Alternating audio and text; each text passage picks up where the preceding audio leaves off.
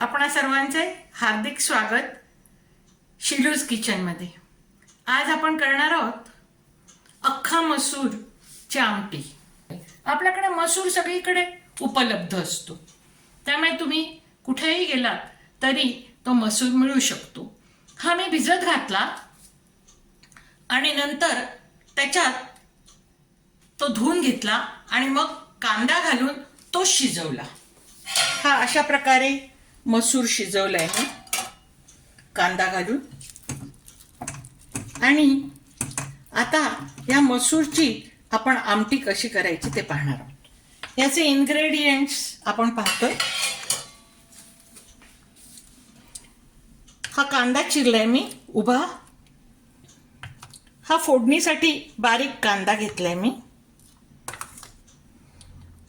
ओलं खोबरं घेतलंय, 2 आमसुलं, हळद आणि तिखट, 1 चमचा धणे, 3 मिरे आणि थोडीशी दालचिनी। भरपूर असा लसूण घेऊन मी तो ठेचलाय खलबत्त्यात। त्याच्यात आपण वाढवायचे असेल किंवा मुलांना बटाटा आवडत असेल तर त्याच्यात आपण उकडून हा बटाट्याच्या फोडी टाकणार आहोत। आता आपण हा जो कांदा आहे, हा कांदा ह्याचा थोडासाच मी जास्त नाही घेणार, हा एवढा मी थोडा घेणार याच्यातला। आणि तो ह्याच्यात मी थोडासा तेलावर ब्राऊन असा परतून घेणार आहे। कढई तापली आहे, गॅस थोडासा बारीक करते मी आणि 2 चमचे मी हे तेल घेते, शेंगदाणा तेल, कच्चे घाणिका।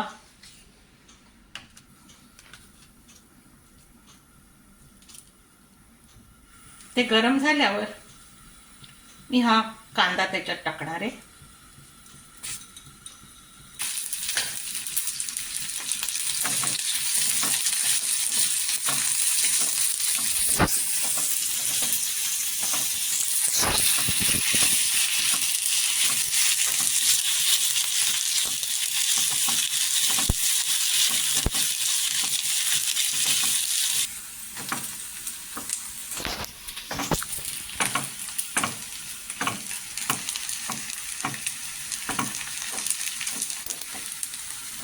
कांदा पुरेसा भाजला गेलाय।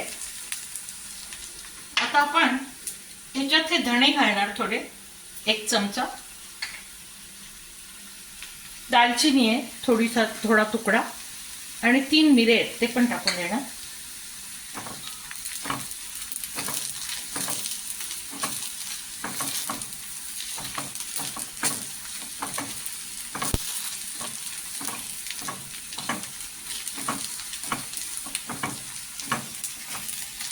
हे जळू द्यायचं नाहीये, गुलाबीसर परतायचंय। आता आपण ह्याच्यात खोबरं घालणार आहोत। हे एवढी 1 वाटी भरून मी घेतलं।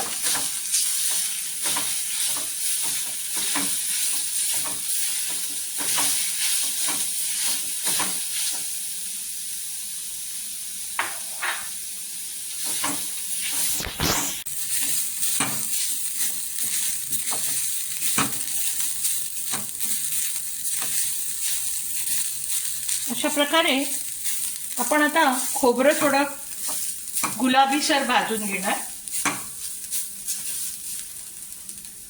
ही जी आमटी आहे याला गोव्यामध्ये मसूरचं तोणाक पण असं म्हणतात, मसूरचं तोणाक असंही म्हणतात। हे पावाबरोबर सकाळी न्याहारीला पण खाता येतं। घरोघरी हा प्रकार होतो आणि तो सकाळी नाश्त्याला पण होतो, जेवणात सुद्धा त्याचा उपयोग करता येतो भाताबरोबर। आणि जर सकाळ संध्याकाळ वेगळा काही मासळीचा प्रकार केला असेल तर रात्री अशा प्रकारे पातळ आमटी करून गरम गरम पाव आणायचे बेकरीमधून आणि ते ह्या भाजीबरोबर किंवा ह्या आमटीबरोबर अतिशय उत्तम लागतात. आता मी काय करणार आहे, ह्याच्यात थोडी लसूण घालणार आहे मी, थोडीशी.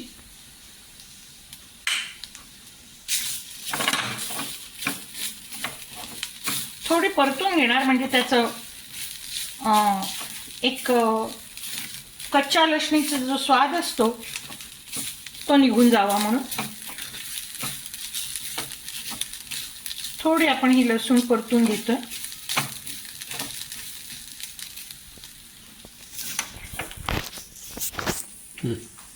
आपण ही लसूण भाजून घेतलेली आहे. आता मी हा गोव्याचा गरम मसाला आहे तो काढलाय, तो मी आता ह्याच्यात वापरणार आहे थोडा.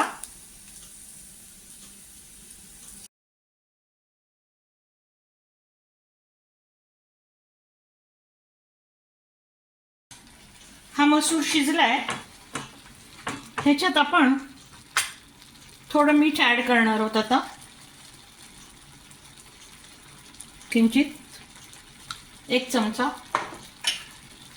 बटाटे घालणार आपण, उकडलेले बटाटे, त्यामुळे ते नंतर घातले तरी चालतील, पण त्याचा थोडासा स्वाद येण्यासाठी मी आधी टाकते.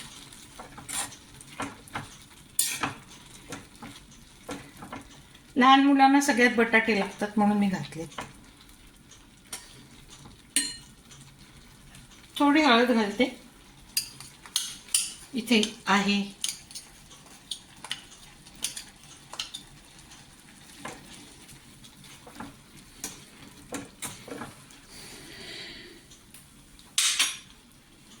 आता हे वाटून झालेलं आहे. खोबरं, कांदा आणि थोडा गरम मसाला वगैरे घालून आपण केलेलं हे वाटलंय मी, हे ह्याच्यात टाकते.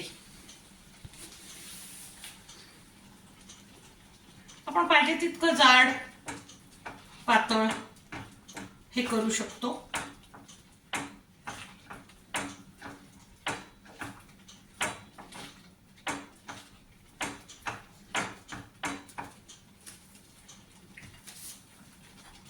थोडं पाणी घालते मी.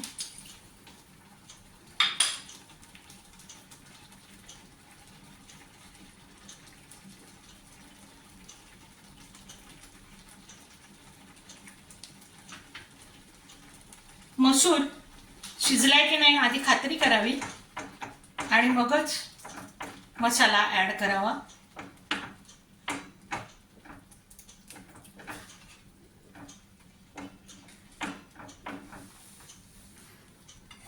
आता मी सोलं घालते. 2च सोलं घेतलीत मी, थोडंसं आंबटपणासाठी. थोडं तेल घालते मी फोडणीसाठी, थोडं जनरसली वापरते कारण लसूण जास्त घालतोय आपण.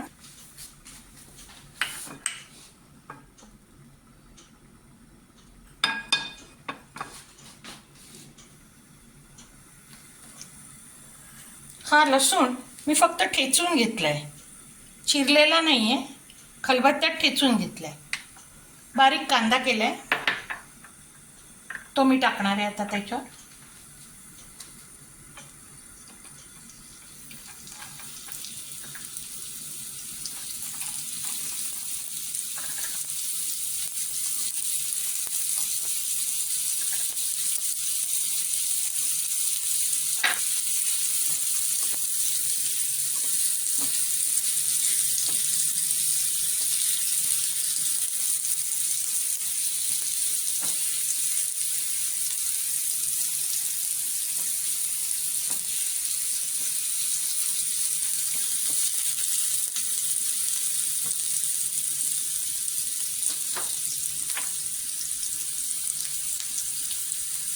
लसूण घालते.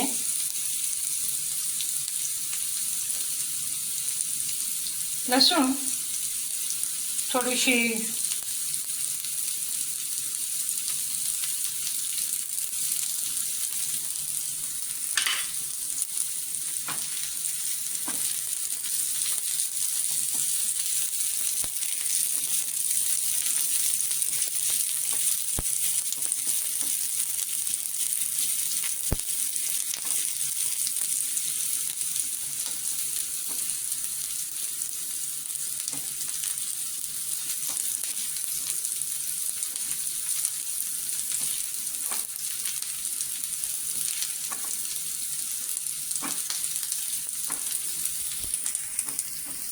त्याची वाफ निघाली, तोपर्यंत फोडणी होते.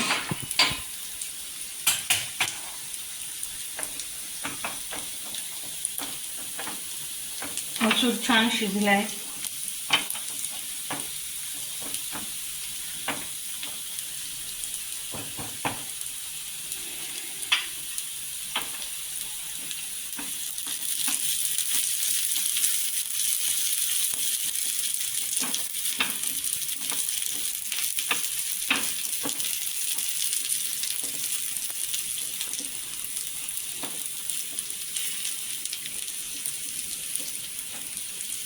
या मसुरी बरोबर लसूण जर खाताना दाताखाली आली तर ती फार छान लागते.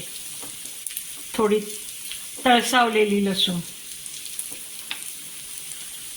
एक वेगळीच चव येते त्याला.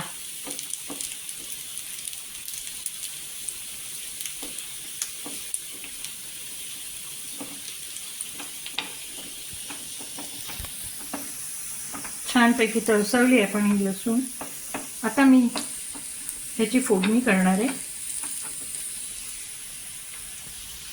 हे बंद करते गॅस दोन्हीकडचा आणि लसणीची फोडणी करूया.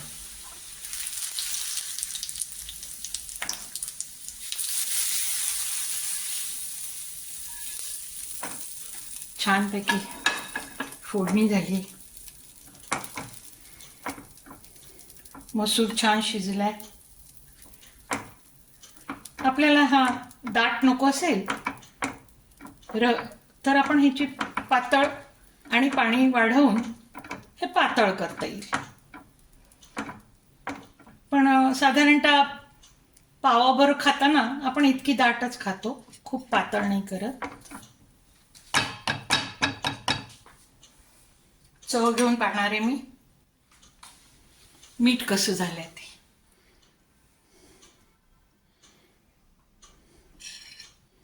खूपच गरम आहे.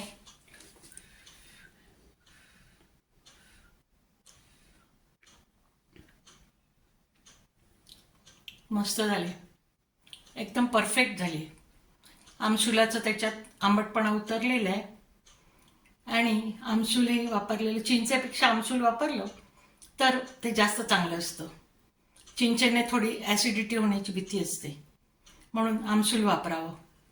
आणि मसाला एकदम परफेक्ट झाला आहे. गरम मसाला घातल्यामुळे त्याला एक वेगळी चव आली आहे आणि छान झालं आहे. तुम्ही जरूर करून पहा आणि लाईक करा, सबस्क्राईब करा आणि शेअर पण करा. Thank you very much for watching my video.